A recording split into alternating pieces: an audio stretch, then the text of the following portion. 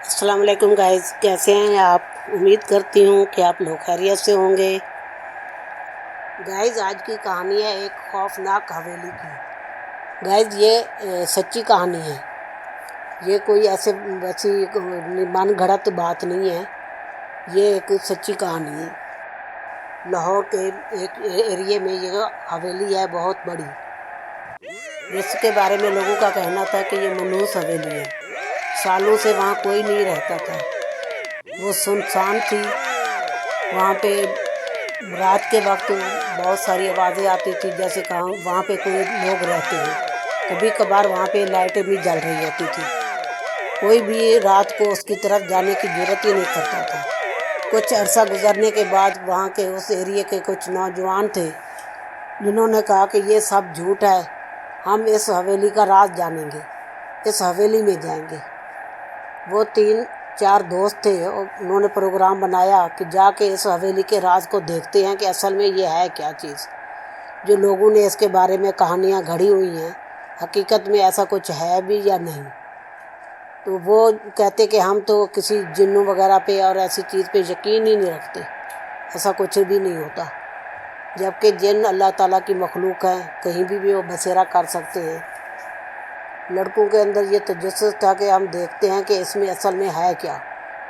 उन्होंने एक रात अंधेरे में उस हवेली की तरफ कदम बढ़ाए। जैसे ही वो दरवाजे के पास गए तो दरवाज़ा खुद ब खुद खुल गया। अंदर का मंजर इंतहाई गमगीन था। वहाँ गर्दो गुबार और जालों से वो घर ढपा हुआ था। हर तरफ जाले और गर्दो गुबार था, लेकिन एक कमरे में कमज़ोरी सी हल्की सी सरसराहट आ रही थी। नौजवानों ने कहा, इस कमरे में जाके देखते हैं कि क्या है। तीनों लड़के उसकी तरफ बढ़े।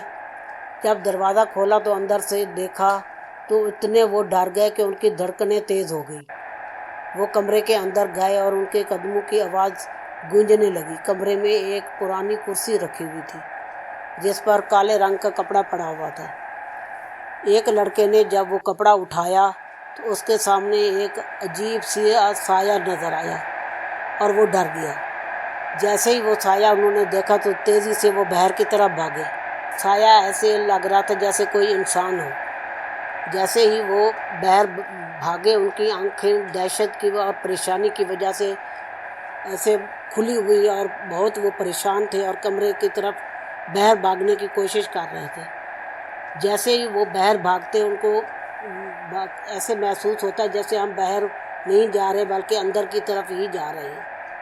जब वो बाहर वाले बड़ी मुश्किल से वो बाहर के दरवाजे की तरफ पहुँचे, जैसे ही दरवाजे के पास पहुँचे तो अंदर से वो दरवाज़ा बंद हो गया और उन लड़कों ने खोलने की कोशिश की, लेकिन दरवाज़ा ना खुला।